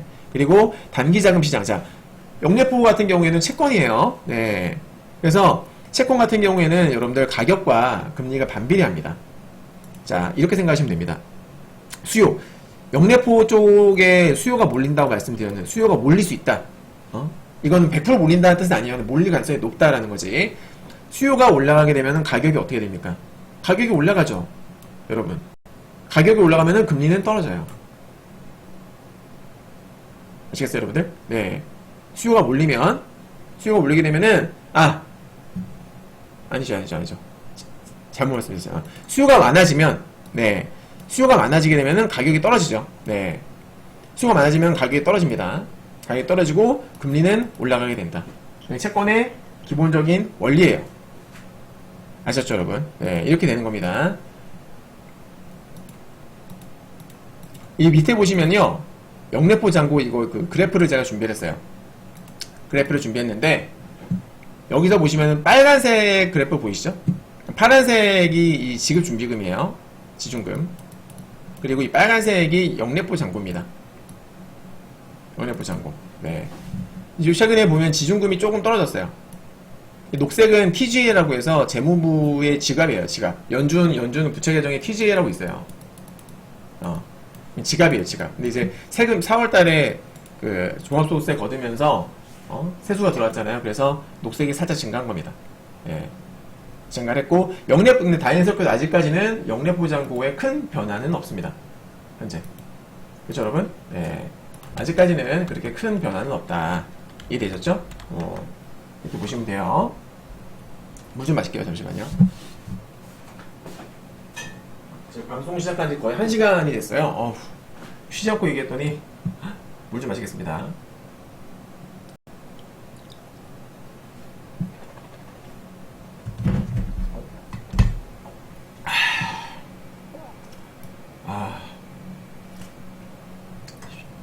쉽지 않아.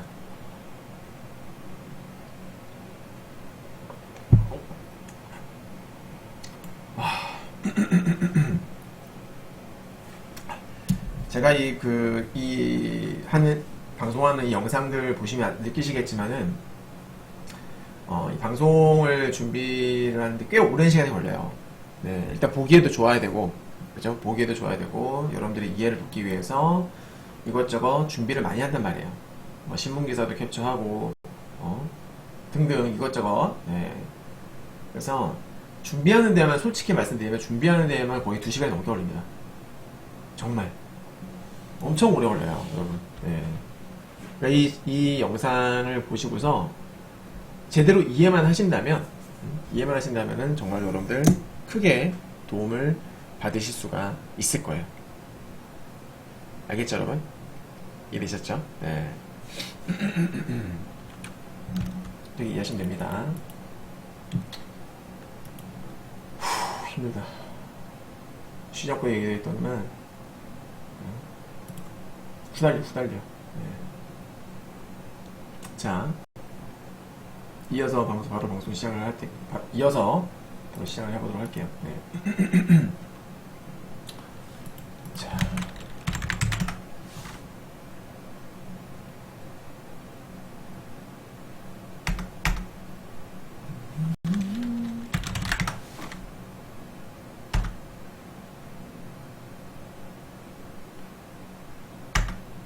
잠깐만요, 여러분들.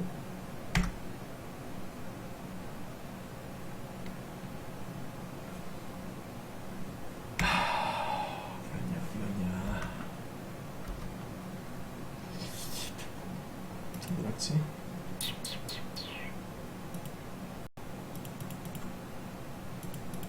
네.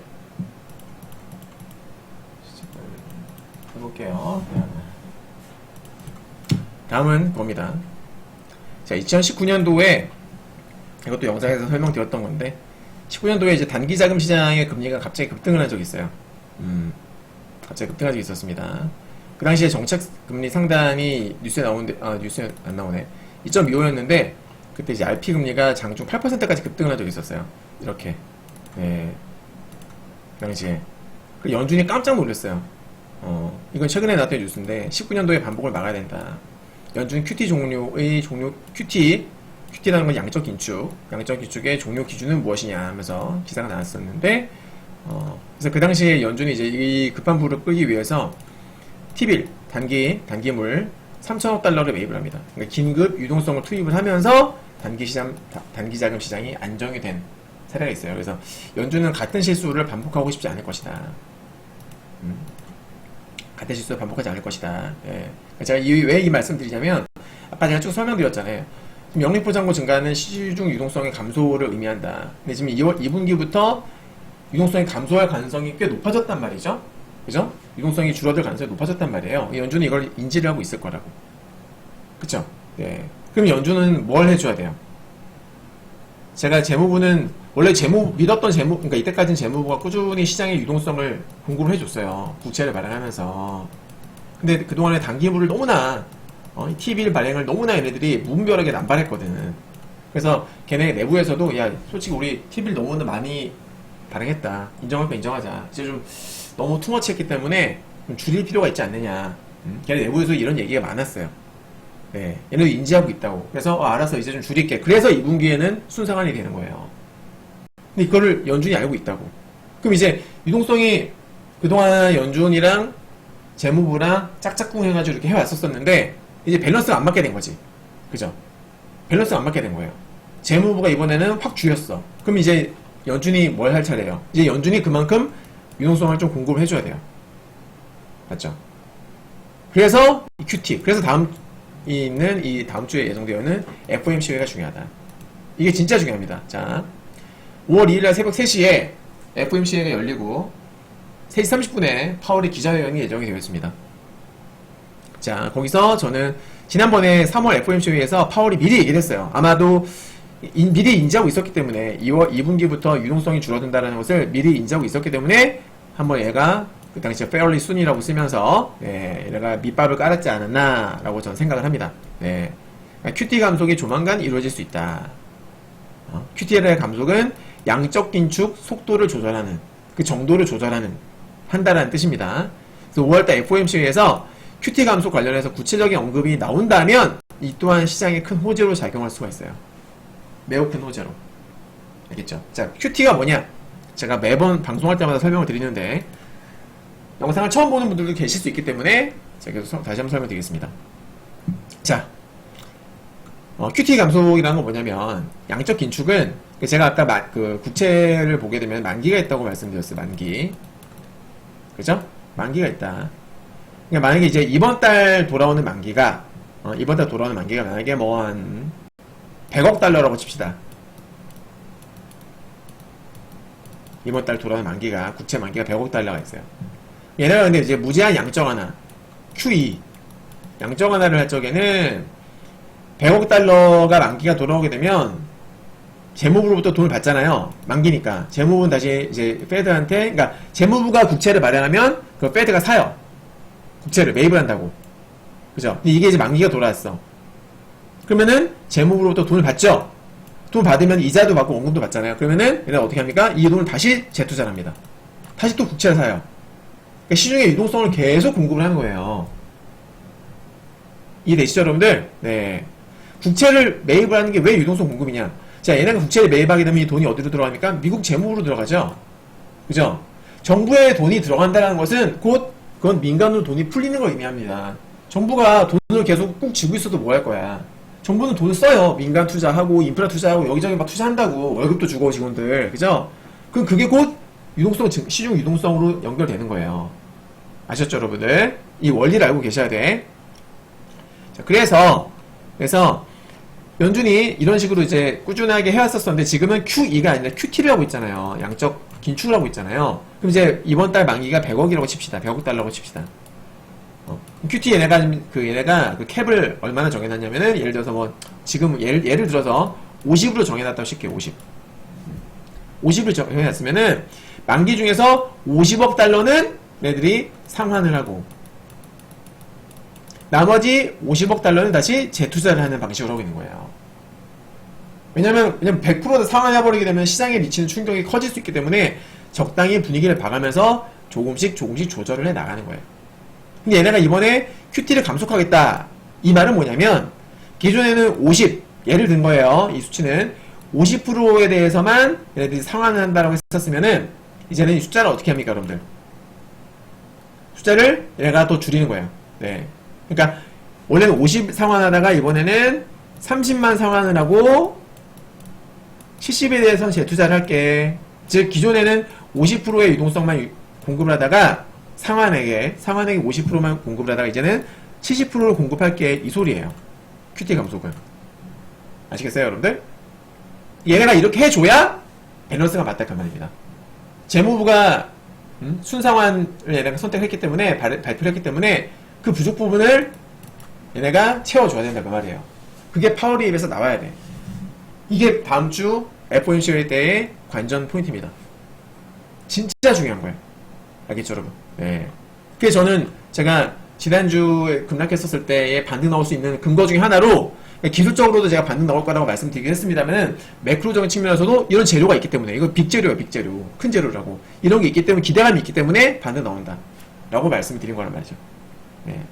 이미 급반등이 나오고 있지만 그래서 저는 다음 주에도 이제 FOMC가 5월 1일에 있으니까 그때까지도 좀 더 추가적인 반등이 나올 수 있다라고 보는 입장이에요.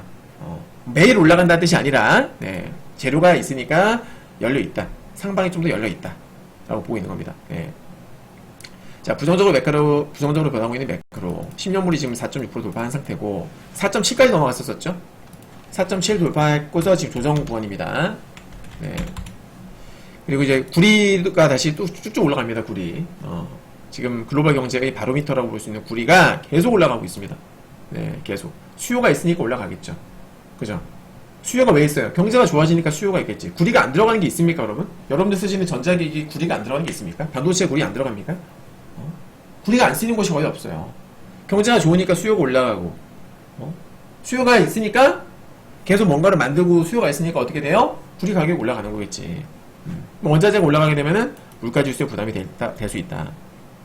자, CPI는 4회 연속 컨센 상회를 했고, 이제는 근원 PC마저도 2023년 5월 이후로 첫 컨센서스 상회가 나왔습니다. 드디어 얘도 이제 좀 움직이기 시작을 했어요. 예. 그리고 보스틱, 카시카리, 윌리엄스 등 일부 연준위원들의 매파적 발언. 특히나 윌리엄스는 약간 비둘기였는데 바뀌었죠. 예. 그리고 2분기 재정정권 순상환에 따른 영래포 잔고 증가 가능성. 아직까지는 별다른 의미는 없어요. 아직까지는. 네. 이제 본격적으로 얘가 유동성 감소, 그러니까 영래포 잔고가 증가하게 되면 이거 유동성이 줄어들고 있구나 이렇게 해석을 해도 되거든요. 네. 아직까지는 변화가 없다. 그리고 2024년도 금리나 컨센서스의 급격한 변화. 3회에서 지금 1회, 2회 왔다 갔다 하고 있는 중이다. 부정적인 여건이 있죠. 거죠. 지금 안 좋죠. 네. 목 아프다 이제. 1시간 넘게 말했네. 다음 나스닥 100 지수입니다. 자, 정리해 보겠습니다. 3월 달에 제가 계속 말씀드렸던 게 3월 반등시 쇼뷰. 3월 달에 제가 쇼쇼쇼 거릴 때 막 비아냥 거리시는 분들이 일부 있었어요. 네. 3월 달에 지수 오르면 숏이다. 실제로 3월 달에 그래서 지수가 올라갔다가 빠졌다가 계속 반복했거든요. 박스로. 이제 올라갈 때마다 쇼쇼쇼 말씀드렸었고, 그다가 제가 4월 달에 본격적으로 빠질 거다 말씀드렸는데 이 또한 적중을 했죠. 61선 이탈할 거다. 이것도 적중을 했고요. 그리고 나스닥 120선 이탈했을 때 제가 찐바닥이다 말씀드렸는데 역시나 이것도 적중을 했습니다. 급반등 나왔죠? 그리고 제가 낙폭과대 구간에서 뭐라고 말씀드렸어요? 나스닥 21선 돌파 본다. 역시나 적중했습니다. 퍼펙트죠? 다 맞췄죠? 네. 3월달 반등숏, 4월달 빅숏, 61선 이탈, 나스닥 120선 이탈했을 때 찐바닥, 나스닥 20선 돌파 다 맞췄습니다. 그죠? 다 맞췄어요. 네. 이때까지 제 영상 꾸준히 청취하신 분들은 아실 거예요. 자, 요거 4월 15일날 메시지인데 뭐 그냥 참고만 하시고, 요것도 4월 19일날 찐바닥 맞췄고, 요거 4월 20일, 21일날 지난주죠? 주말에 올려드렸던 브리핑 찐바닥이다. 다음주 급반등 본다. 다 맞췄습니다. 자, 제가 말씀드렸던 이제 찐바닥이라고 말씀드리고 나서 나스닥 지수가요, 최저점 대비 최고점까지 무려 4.7%나 급등을 했습니다. 나스닥이. 네, 대박이죠. 자, 그리고 이제 목요일날 분기 1분기 PC가 발표가 됐죠. 네, 분기 PC 발표되고 나서 나스닥 선물이 급락을 했어요. 그때 제가 회원님들께 뭐라고 말씀드렸냐면은 나스닥 하락시 롱뷰다. 그러니까 빠졌을 때 사야 된다 라고 말씀드렸거든요. 그래서 PC 발표하고 나서 나스닥 선물이 1.8% 급락을 했습니다. 엄청 빠졌죠. 자, 여기입니다. 22시 이후에, 그러니까 이때 발표를 했고 21시 30분에 발표했어요. 발표되고 나서 급락을 했습니다. 막 빡빡 빠지고 있어. 그래서 제가 우리 유료회원님들께는 여기서 추가 매수해라, 롱 추가 매수해라, 올라간다 말씀드렸고, 여기서 뭐라고 말씀드렸냐면은 여러분들 이거 지금 급등 빌드업이다, 급등 파동을 위한 준비 과정이다, 빌드업 쌓고 있다 말씀드렸고, 실제로 급등이 나왔죠. 그래서 새벽에 어떻게 됐어요? 차익 실현 딱 완료됐습니다. 17540에 차익 실현 완료가 된 거예요. 추가 매수 타이밍 죽였죠. 진짜 예술이었죠. 일반 투자자들은 무서워서 못하지. 그래서 올라갈 거다를 확신이 있었기 때문에 추가 매수해라 과감하게 적중했습니다. 대박이었죠. 시황을 볼 줄 모르면 선물 절대 못합니다. 네. 겁도 없이 막 혼자 매매하면서 선물, 그러니까 제가 롱뷰라고 말씀을 드리면은 아무 때나 롱을 잡는 분들이 계세요. 혼자 매매하시는 분들 중에서 수익이 날 수가 없어요. 다 타점이 있는 거거든. 네. 롱뷰가 하루 종일 올라간 뜻이 아니에요. 숏뷰가 하루 종일 빠집니다 이 뜻이 아닙니다. 선물을 물러보는 분들이 있어요. 네. 롱뷰라고 해도 어디서 매수를 하느냐에 따라서 되게 무서울 수도 있고 되게 좋을 수도 있는 거거든요. 그죠, 여러분? 예. 제가 막 선물로 수익 잘 내니까 롱뷰라고 하면은 나도 대충 하면 되겠지라는 생각이 아무 때나 그냥 롱을 잡아. 그래서 올라갈 때까지 계속 들고 가는 거야. 바보 같은 짓이죠. 예. 하루 종일 올라간다는 뜻이 아닌데 다 타점 있는 거야. 타이밍이 있고. 그래서 선물이 어려운 거고요. 예. 자, 제가 그래서 이렇게 이런 소중한 뷰를 이렇게 무료방에도 공개를 하는 이유가 뭐냐면, 무료로 공개를 하는 이유가 뭐냐면, 뷰를 알려드려도 어차피 일반 개미들은 수익 못 내요. 쉽게 못 내요. 그러니까 내더라도 엄청난 정신적인 고통이 따르지. 타점을 못 잡으니까. 그죠? 네. 물론 제가 신이 아니기 때문에 항상 최저점에서 잡을 수 없고, 최고점에서 잡을 수 없습니다. 저도. 당연히. 저도 매수하고 나서 더 빠질 수 있어요. 그렇기 때문에 저도 분할 매수하는 것이고, 예. 근데 혼자 매매하시는 분들은 계약수 조절도 못하고, 그죠? 타점도 못 잡고, 그러니까 혼자 매매하면 털리는 거예요. 혼자 매매하면. 실제로 어떤 일이 있었냐면, 무료방에서, 제가 저번에 이제 한번 무료 방송을 한 적이 있었었는데, 제가 이제 시장에 대해서 저 롱뷰를 본다. 빠지면 롱이다. 빠지면 롱이라고 해가지고, 뷰를 말씀드렸는데, 어떤 분이, 이제 그래서 왕창 샀나봐, 롱을. 왕창 샀나봐, 왕창. 그래서 막 혼자 털렸다고 반대 매매 당했다고 막 하소연하는 글이 올라온 거예요, 저번에. 제가 이때 무료방에다가 추천을 한 것도 아니고, 저는 빠지면 롱 봅니다라고 뷰를 그냥 어떤 이유가 있기 때문에 빠지면 롱 반등이 나올 거다 설명을 드리고 있었었는데, 제가 롱뷰라고 하니까 덜컥 사버린 거야, 혼자. 그래 놓고 혼자 그냥 반대 매매 당해버린 거죠. 네. 선물을 너무 물러보시면 안 됩니다. 알겠죠? 계획을 세워서, 계약수 조절을 해야 되고, 거기에 맞게끔 타점도 마찬가지. 어디서 추가 매수를 하고, 또 목표가를 어디로 잡고, 쉬운 게 아니에요, 선물이. 물러보지 마세요. 혼자 매매하시는 분들 진짜 간 크신 거예요. 예, 혼자 매매하다 박살납니다. 자, 그래서 이런 매매 덕에 우리는 목요일 날도 큰 수익을 낼 수 있었어요. 그래서 지금 4월달 대박입니다. 4월달 누적 수익이 목요일까지 해가지고 480만원. 이건 이제 1배수. 1배수라는 건 뭐냐면, 제가 롱 하나 사세요 했을 때 한 계약 사는 거, 롱 2개 사세요 했을 때 2개 사는 거. 1배수 적용 기준입니다. 1배수. 투자 자산 규모가 크신 분들은 제가 롱 하나 사세요 할 때 2배, 3배, 4배, 10배까지 삽니다. 혹은 10배 이상까지도. 네. 그러니까 수익금은 배수. 몇 배수를 적용하느냐, 본인 투자 자산에 맞게 몇 배수를 적용하느냐에 따라서 달라지는 거예요. 2배수 적용하시는 분들은 이번 달에 960만원 버신 거고, 10배수 적용하신 분들은 4,800만원 버신 거고. 그죠? 예. 저 같은 경우 10배수 적용하거든요. 전 이번 달 수익이 지금 5천만원쯤 돼요. 실제로. 자, 이건 이제 우리 이때까지 월별 기록인데요. 지금 4월달의 수익이 지금 480만원 해서 어떻게 되고 있어요? 지금 신기록입니다. 원래 제 최고 기록이 월 460만원 정도였었는데, 이번에 그 기록을 경신했습니다. 네. 지난달에 제가 조금 부진했었거든요. 이거를 갈아치웠습니다. 이거 손실을 메꾸고도 남았죠, 지금. 대박이죠? 네. 이때까지 보게 되면은 2022년 10월부터 최근까지 월 단위로는 손실 난 적이 하나, 둘, 셋, 넷. 그 중에서 보면은 월 단위로도 거의 손실이라고 볼 수 없을 정도의 아주 미미한 2번 있었었고, 작년 11월 한 번, 그리고 3월 달에 한 번. 예. 그리고 이번 달에 아주 제대로 역전을 해버렸죠. 그죠? 꾸준히 이제 믿고 연장 가입하시면서 리딩 따르신 분들은 큰 수익 보셨지. 예. 진짜 진심으로 축하드립니다. 믿음은 곧 수익이다. 이건 그때 제가 25일날 수익 낸 거. 하루 만에 거의 1000만원 정도 수익 내고, 그죠? 530만원, 460만원, 거의 1000만원 수익 내고, 끝났고요. 열린선님, 이분은 이제, 유로방 신규 가입하셨어요. 가입하자마자, 바로 그냥 270만원 수익 내셨고, 예, 가입하자마자. 우리 나나님, 이번 달 저는 1000 가까이 수익 났네요. 4월 1일부터 4월 26일까지 990만원. 예. 이렇게 대한 실제 수익 내신 분들, 실제 우리 회원님들의 실계좌 인증을 올려주신 겁니다. 네. 이 돈벌지호님은 깜짝 놀라가지고 이게 하루치 수익입니까? 놀라서 물어본 거예요. 하루치 수익이죠. 이 보나님, 오리삼촌님, 스토리맘님. 네. 해외 선물은 결국 방향성 맞추기 게임이에요. 시황을 잘 맞추면, 시황을 잘 보면 승률이 올라가는 건 당연하다. 그래서 매크로 분석과 기술적 분석. 자, 여기서 기술적 분석도 중요한데, 누구나 다 할 수 있는 뭐 고점끼리 이어서 추세선 만들고 이런 분석이 아니에요. 제가 말하는 거는. 그런 것도 물론 중요하겠지만 저는 사례 분석을 통해서 사례 분석을 베이스로 확률이 높으냐 낮으냐 그거를 저는 판단을 하는 전문가란 말이에요. 누구나 다 하는 이런 뭐 볼린저 밴드가 어쩌고 고점 추세선이 어떻고 저항선이 어떻고 무슨 뭐 깃발형 패턴이니 무슨 그런 거는 그냥 초등학생도 책만 보면 다 할 수 있는 거예요. 그런 걸로 제가 적중률이 높은 게 아니에요.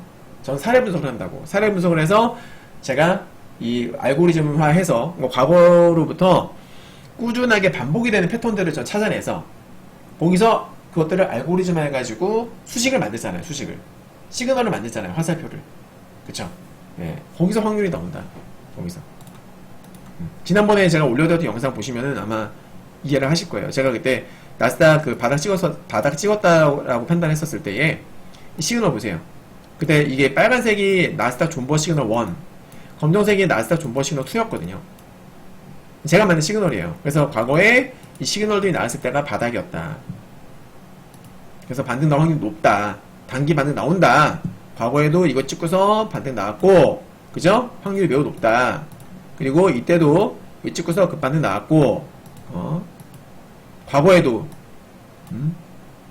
찍고서 급반등, 반등, 여기 또 반등, 그죠? 확률이 매우 높다. 제가 시그널을 잘 만들어요. 네. 거기서 확률이 나오는 거라고. 그래서 매크로도 하고, 기초 분석도 하고, 네. 적절하게 섞어서 제가 잘 하다 보니까 적중률이 높은 것이고, 검증도 됐고, 거기서 수익이 나오는 거예요. 네. 아무나 해외 선물 하지 마세요. 망합니다. 하실 거면은 리딩 듣고 하세요. 자, 아무튼 4월 25일 날 1분기 PC 상방 서프라이즈로 인해서 3월달 PC에 대한 우려가 커진 상황에서도 나스닥 100 지수는 목요일 날 개파락 양봉으로 마감했다라는 거 매우 긍정적이었다. 그러다 보니까는 금요일도 올라간 거죠. 선반영이 된 거니까 선반영이. 자, 4월 26일 금요일 종가 기준으로 나스닥 종합지수와 나스닥 100 지수 그리고 나스닥 종합과 나스닥 100 지수가 21선을 돌파했고요. 동시에 61선도 같이 돌파했습니다. 차트 잠깐 보시면은 자, 여기 보시면 이게 나스닥 100 지수인데요. 21선과 61선 돌파했죠. 그죠?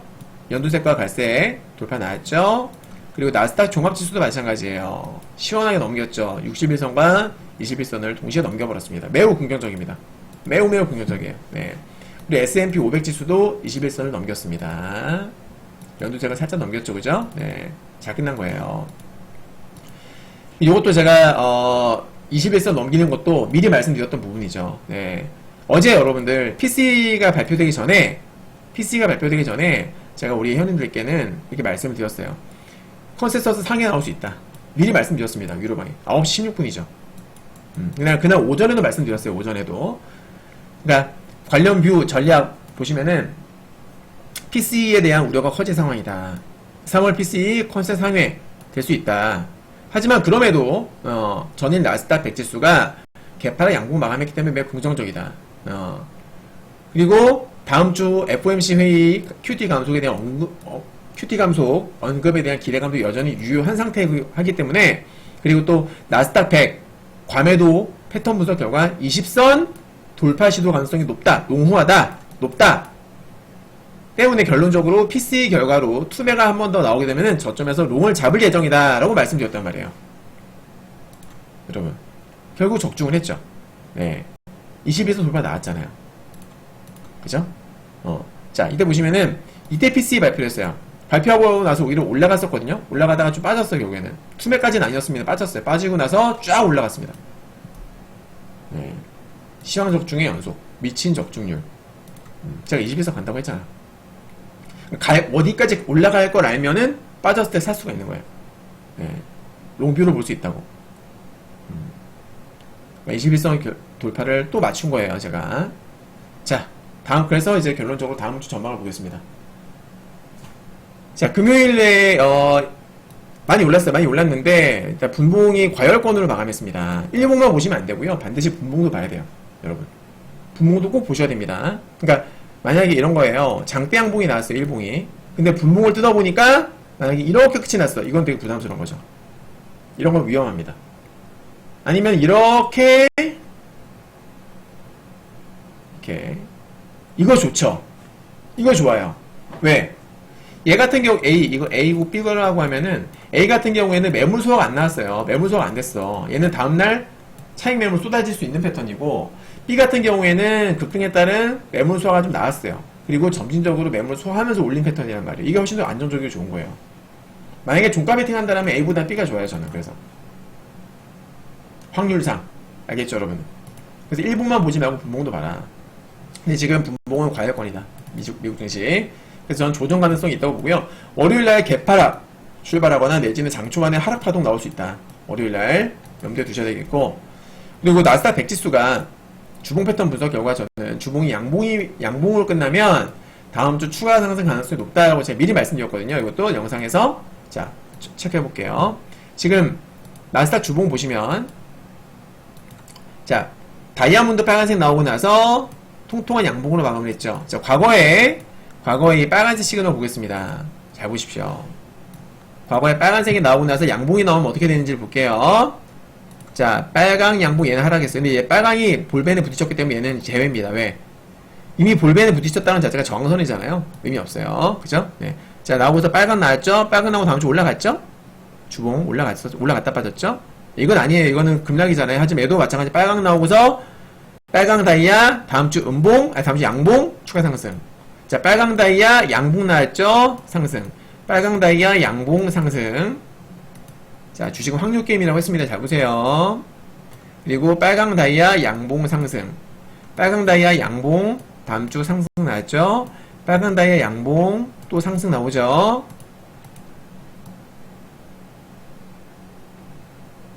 자, 이거는 특수 상황이죠. 코로나 제외합니다. 자, 빨강 다이아 양봉 상승. 빨강 다이아 양봉 상승. 빨강 다이아 양봉 상승. 거의 100%죠. 빨강 다이아 양봉 상승. 대박이지 않습니까? 이게 바로 확률이에요, 확률. 아셨죠, 여러분들? 빨강 다이아 양봉 상승. 빨강 다이아 양봉 상승. 그리고 빨강 다이아 양봉이 뜬 거예요. 그래서 저는 다음 주 상승한다고 본다고. 확률상. 예. 다음 주 오를 가능성이 매우 높다고 보는 거예요. 이해되셨죠?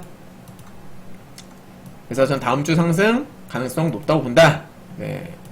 이렇게 말씀을 드립니다. 만약에 월요일날 제 예상대로 조정이 나와서 금요일 양봉에 저점이 깨지는 음봉이 나오게 되면 이건 부정적이에요. 네. 100%라는 건 없는 거니까. 그러니까 무슨 말이냐면은 월요일날 양봉이 나왔는데 월요일날 음봉이 나오는데 만약에 이 양봉 금요일에 나왔던 양봉에 저점이 깨지는 음봉이 나왔다, 장대 음봉이 나왔다 이러면 부정적이라고. 물론 저는 그럴 가능성이 매우 낮다고 보고는 있습니다만은 혹시라도 그렇게 되면은 부정적이다. 네. 자, 그리고 계속 강조드리지만은 5월 2일날 우리나라 시간으로 새벽 3시에 예정되어 있는 FOMC 회의에서 QT 감소 언급 기대가 미묘하다. 단, 이 QT에 대한 감소 얘기가 없거나 혹은 그 규모가 기대에 미치지 못하면 실망 매물이 나올 수 있다. 그죠? 제가 뭐 파월이 어떻게 얘기할지 예측이 가능한 건 아니니까. 그죠? 네. 만약이라는 게 있잖아요. 참고하시고요. 자, 변수는 무엇이냐? 아마존, 슈마컴, 퀄컴, 애플 등 실적이랑 FOMC 회의 결과 얘가 변수가 된다. 4월 말 주가 흐름 정말 중요합니다. 네, 진짜 중요합니다. 4월 말에 월봉이 어떻게 끝이 나는지가 되게 중요하겠고요. 자, 미국 지수 월봉 차트를 볼 건데 세 지수 모두 추세 정상에 부딪히고 음봉이 나온 상황입니다. 우선은 나스닥 100지수 월봉 볼게요. 자, 요거는 닷컴 버블, 요거는 코로나 팬데믹 버블, 이거는 AI 버블입니다. 그래서 세 버블의 고점이 딱딱딱 들어맞죠. 그래서 지금 장대 음봉이 나온 상황이에요, 지금. 그죠? 꼬리가 달렸지만, 만약에, 이 나스닥 100, 이 월봉이요. 자, 보세요. 만약에, 이번 달, 지금 4월달 마무리가, 꼬리가 지금 달렸죠. 꼬리가 얼마 안 달리고 진짜 짱대 음봉으로 끝이 난다. 이건 이렇게 되면 매우 부정적이에요. 진짜 부정적입니다. 4월 마무리 진짜 중요합니다. 4월 말까지 딱 지금 2거래일 남았어요. 2거래일. 자, 딱 2개의 거래일 남았거든요. 진짜 중요합니다. 어떻게 되는지. S&P 500도 마찬가지예요. 네, 얘도 보시면은 봐봐요. 그죠? 네, 어떻게 돼요? 얘 고점 돌파했다가 지금 음봉 나온 거죠. 돌파했다 빠졌잖아요. 얘도 장대 음봉이란 말이에요. 네. 그러니까 세 지수가 다 비슷해요, 지금. 다우도 마찬가지입니다. 다우도 여기 고점 고점, 고점, 장대음봉. 예, 그래서 4월 마무리가 어떻게 끝이 났냐? 이제 이틀 남았다. 이틀 동안 바짝 당겨주면은 긍정적입니다. 예, 이틀 동안 바짝 당겨주면은 5월달도 일단 상승은 나올 수 있어요. 계속 올라간다는 뜻이 아니고 상승 나올 수 있다. 알겠죠? 그리고 저는 기존의 뷰가, 제 뷰가 뭐예요? 5월. 자, 4월 꼬리 길게 달리면 5월 초반 상승 후 쇼뷰. 알겠죠? 네. 꼬리 거의 안 달리면 5월 초반 쇼뷰. 알겠죠, 여러분들? 꼬리가 길게 달리면은 5월 초반 상승뷰 쇼뷰고요. 그러니까 초반 쇼뷰라는 게 5월 초부터 빠진다 그 뜻은 아닙니다. 네, 알겠죠? 그러니까 5월 초반에 조금 올라가다 빠지느냐, 5월 초반에 살짝 올라갔다 빠지느냐 그 차이라고 보시면 될 것 같아요. 어쨌거나 저는 둘 다 쇼뷰입니다. 저는 둘 다 쇼뷰예요. 상승 후 쇼뷰 아니면은 그냥 적당히 올라가고 쇼뷰냐, 좀 세게 올라갔다가 쇼뷰냐 이 차이예요 지금. 이게 제 뷰다. 저는 결국 5월달은 빠진다라고 보고 있습니다. 네. 가능성이 높다고 보고 있어요. 자, 아무튼 남은 거래일은 겨우 이틀이다. 어떻게 매일이 되는지가 중요하겠고요. 우리 무료카톡방에서 우리 좀 올라가자님께서 저한테 선물을 보내주셨습니다. 제가 이렇게 진짜 영상 준비하는 시간 거의 2시간 2시간 넘을 때도 있습니다. 그리고 방송하는 시간 40분에서 1시간 넘게 방송하죠. 녹화를 하죠. 네, 솔직히 너무 힘들거든요. 했는데 진짜 너무 감사합니다. 보람을 느껴요. 네, 감사드리고 하여튼 오늘 영상 여러분들 투자에 진심으로 도움이 됐으면 좋겠고요. 네, 저는 또 다음 주에 좋은 영상 가지고서 찾아뵙도록 하겠습니다. 네, 자 오늘 청취해주셔서 감사합니다. 즐거운 주말 보내시고요. 다음 주에 뵙겠습니다.